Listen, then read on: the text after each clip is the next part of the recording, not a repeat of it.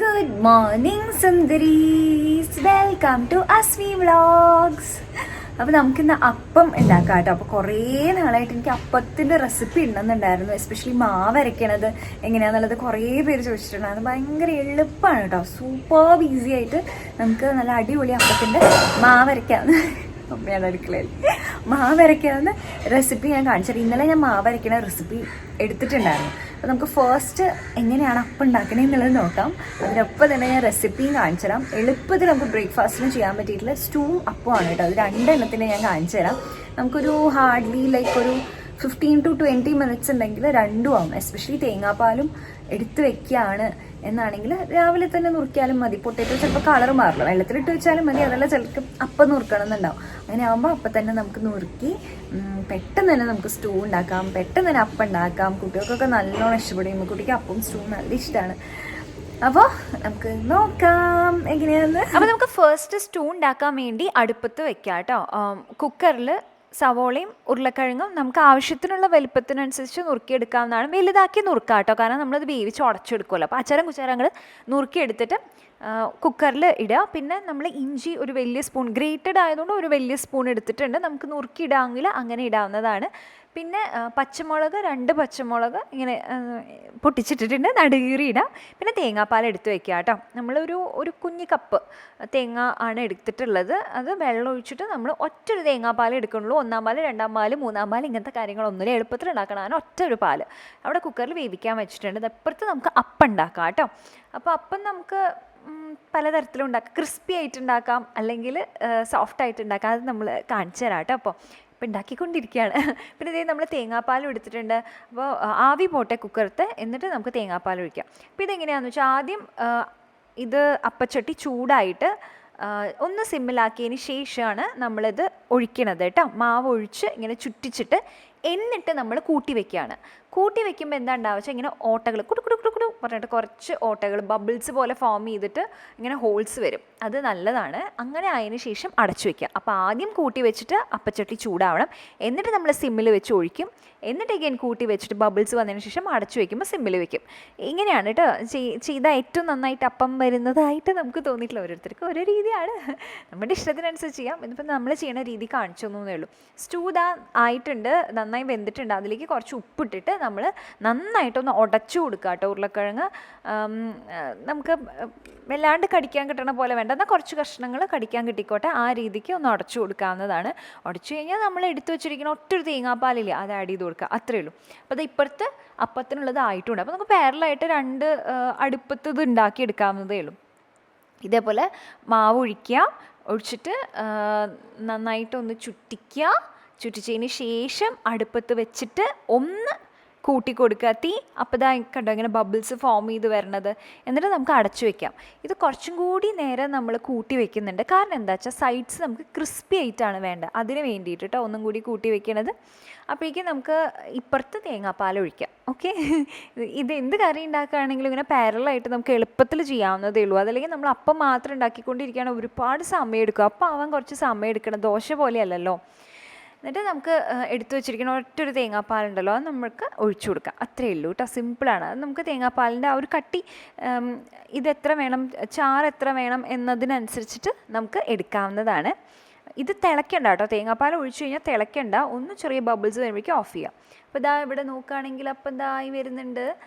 ഒന്നും കൂടി നമുക്ക് കൂട്ടി വെക്കുകയാണെങ്കിൽ സൈഡ്സ് നമുക്ക് ക്രിസ്പി ആയിട്ട് കിട്ടണതായിരിക്കും കേട്ടോ. പിന്നെ ലാസ്റ്റ് നമുക്ക് കുറച്ച് വെളിച്ചെണ്ണയും കറിവേപ്പിലയും ഇടാം. ഭയങ്കര ഹെൽത്ത് കോൺഷ്യസ് ഒക്കെയാണ്, വെളിച്ചെണ്ണ വേണ്ട, എണ്ണയും ഉപയോഗിക്കാത്ത ഫുഡൊക്കെ കഴിക്കണം, അങ്ങനെയാണെങ്കിൽ നമുക്ക് എണ്ണ ഒഴിവാക്കുകയാണെങ്കിലും കുഴപ്പമില്ല. ടേസ്റ്റിന് വലിയ വ്യത്യാസമൊന്നും വരാൻ പോകില്ല.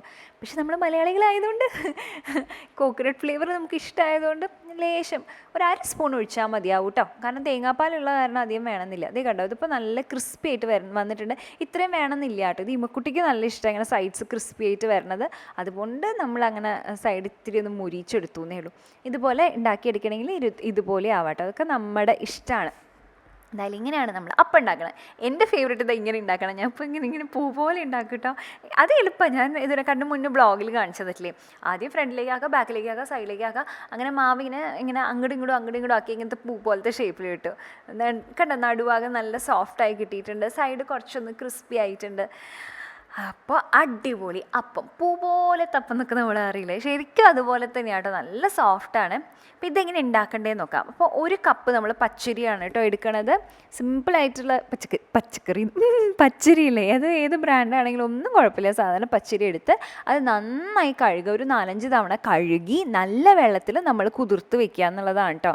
അപ്പോൾ ഇത് കറക്റ്റ് നിറയെ 1 കപ്പ് നിറച്ചാണ് കേട്ടോ നമ്മൾ എടുത്തിട്ടുള്ളത്, അതാണ് കേട്ടോ അളവ് എടുത്തിരിക്കുന്നത്. അപ്പോൾ അതിനനുസരിച്ചിട്ട് ഞാൻ പറയാം, നമുക്ക് ഏറ്റക്കുറച്ചിലുണ്ടെങ്കിലും ഒരു കുഴപ്പമൊന്നുമില്ല കേട്ടോ. അപ്പോൾ ഇത് നമ്മളൊരു 3 to 4 മണിക്കൂർ കുതിർക്കാൻ വെച്ചിട്ടുണ്ട്. എന്നിട്ട് നമ്മൾ തേങ്ങ എടുക്കുകയാണ്. ഇത് നമ്മൾ സാധാരണ തേങ്ങയാണ് എടുത്തിട്ടുള്ളത്, പക്ഷേ കൊത്തെടുത്തിട്ട് ബാക്കിലത്തെ ബ്രൗൺ ആ ഒരു ഷെയ്ഡിൽ വരുന്ന സാധനമില്ലേ, അതെടുത്ത് കളഞ്ഞിരിക്കുകയാണ്. ചിരകി എടുക്കുകയാണെങ്കിലും ഒരുപാട് ചിരകണ്ട, നമുക്ക് നല്ല വെള്ള കളറിലെ തേങ്ങ കിട്ടണം, അപ്പത്തിൻ്റെ കളറ് മാറാണ്ടിരിക്കാനാണ്. അതല്ലെങ്കിൽ നമുക്ക് ഇളനീര്, ഒരുപാട് ആയിട്ടുള്ള ഇതല്ല, തേങ്ങയല്ല, അത്യാവശ്യം കുറച്ച് മൂത്ത ഇളനീരില്ലേ, അതെടുക്കാവുന്നതാണ് കേട്ടോ. എന്നിട്ട് നമുക്ക് എന്താ വേണമെന്ന് വെച്ചാൽ മിക്സിയുടെ ജാറിലേക്ക് നമ്മൾ കുതിർത്ത് വെച്ചിരിക്കുന്ന പച്ചരി, ഈ വെള്ള തേങ്ങ, അത് ഒരു 1/2 കപ്പ് കഷ്ടി മതിയാവും കേട്ടോ. 1 കപ്പിന് 1/2 കപ്പ് വേണമെന്നില്ല, അതിനെക്കാളും കുറച്ച് കുറവാണെങ്കിൽ ഒരു കുഴപ്പമില്ല. പിന്നെ വെള്ളം നമ്മൾ തേങ്ങ വെള്ളം എടുത്ത് വെച്ചതുണ്ടായിരുന്നു, അതാണ് ഒഴിക്കുന്നത്. അതുണ്ടെങ്കിൽ അതാണ് നല്ലത്, ഓപ്ഷനാണ്, അതുണ്ടെങ്കിൽ അത് നല്ലതാണ്. പിന്നെ അരി, നമ്മൾ ചോറില്ലേ, ചോറ് അതെടുക്കുക കേട്ടോ. അതൊരു 2 സ്പൂൺ. മട്ടരിയുടെ ചോറാണ് നമ്മൾ എടുത്തിരിക്കുന്നത്, പക്ഷേ സാധാരണ വയ്ക്കുന്നത് നമ്മൾ വെള്ളരിയുടെ ചോറാണെങ്കിൽ അതാണ് കൂടുതൽ നന്നാവുക. 1 സ്പൂൺ ഈസ്റ്റ്, ഇൻസ്റ്റൻറ്റ് ഈസ്റ്റ് ഇല്ലേ, 1 സ്പൂൺ ഈസ്റ്റ് കേട്ടോ. അതാണ് നമ്മൾ 1 കപ്പ് അരിക്ക് 1 സ്പൂൺ ഈസ്റ്റാണ് എടുത്തിട്ടുള്ളത്. ഉപ്പ് ആവശ്യത്തിന്, 4 to 5 സ്പൂൺ പഞ്ചസാര. അപ്പോൾ ഇതാണ് കേട്ടോ കണക്ക്. 1 കപ്പ് പച്ചരി, കുറച്ച് തേങ്ങ, ഒരു 3 സ്പൂൺ കഷ്ടി വെള്ളരി ഉണ്ടെങ്കിൽ അത് വെച്ചിട്ടുള്ള ചോറ്, പഞ്ചസാര, പിന്നെ ഉപ്പ്, 1 സ്പൂൺ ഈസ്റ്റ്, ഇത്രയും വെച്ച് അരച്ചെടുക്കുക കേട്ടോ. അപ്പോൾ ഇതാ നമ്മൾ അരച്ചെടുത്തിട്ടുണ്ട്. ഒറ്റൊരു തവണ അരയ്ക്കാനുള്ളതേ ഉണ്ടായിരുന്നുള്ളൂ കേട്ടോ.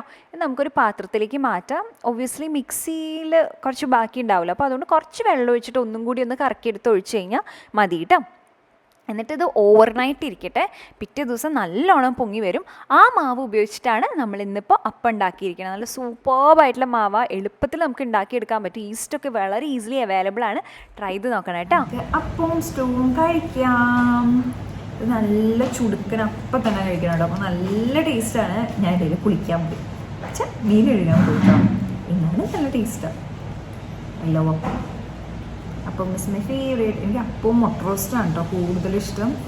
നല്ല രസമാണ് അപ്പവും മുട്ട റോസ്റ്റും കൂടി കഴിക്കാൻ.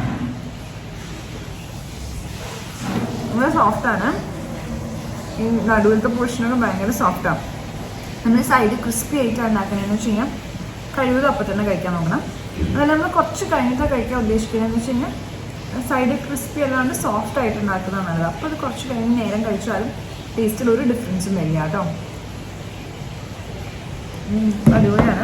അപ്പം എന്തായാലും ഈ അപ്പം റെസിപ്പി ട്രൈ നോക്കും. പലരും പല രീതിയിൽ ചെയ്യും. ഈസ്റ്റ് ഇട്ടിട്ടുണ്ടാക്കും, ചിലർ ആ സമയത്ത് സോഡാപ്പൊടി ഇട്ടിട്ടുണ്ടാക്കും, ചിലർ കഴിഞ്ഞ ആൾക്ക് അപ്പത്തിൻ്റെ മാവ് എടുത്തു വെച്ചിട്ട് പിന്നീട് അപ്പം ഉണ്ടാക്കാൻ പറ്റിയിട്ട് അങ്ങനെ ഉണ്ടാക്കും. ഇത് വളരെ ഈസ്റ്റ് ഉണ്ടെങ്കിൽ വളരെ സിമ്പിളായിട്ട് ഉണ്ടാക്കാൻ പറ്റുന്ന ഒരു റെസിപ്പിയാണ്. പിന്നെ സോഡാപ്പൊടി ഇട്ടിട്ട് ഉണ്ടാക്കുന്ന റെസിപ്പിയാണ്. ഇൻ കേസ് ഈസ്റ്റ് ഇല്ലെങ്കിൽ നമുക്ക് പിന്നെ ഒരു വീഡിയോയിൽ കാണിക്കാം കേട്ടോ. അപ്പം ഇതൊരു കുട്ടി വീഡിയോ ആണ്, നമുക്കിത് അപ്പത്തിൻ്റെ റെസിപ്പി കാണിക്കാൻ വേണ്ടിയിട്ട് ചെയ്തിട്ടുള്ള വീഡിയോ ആണ്. എല്ലാവർക്കും ഇഷ്ടപ്പെട്ടു വിചാരിക്കുന്നതാണ്. ഈ വീഡിയോ ലൈക്ക് ചെയ്യുക, കൊതു വീഡിയോ ചാനൽ സബ്സ്ക്രൈബ് ചെയ്യുക. അപ്പോൾ നമുക്ക് അടുത്ത വീഡിയോയിൽ കാണാം. ബൈ.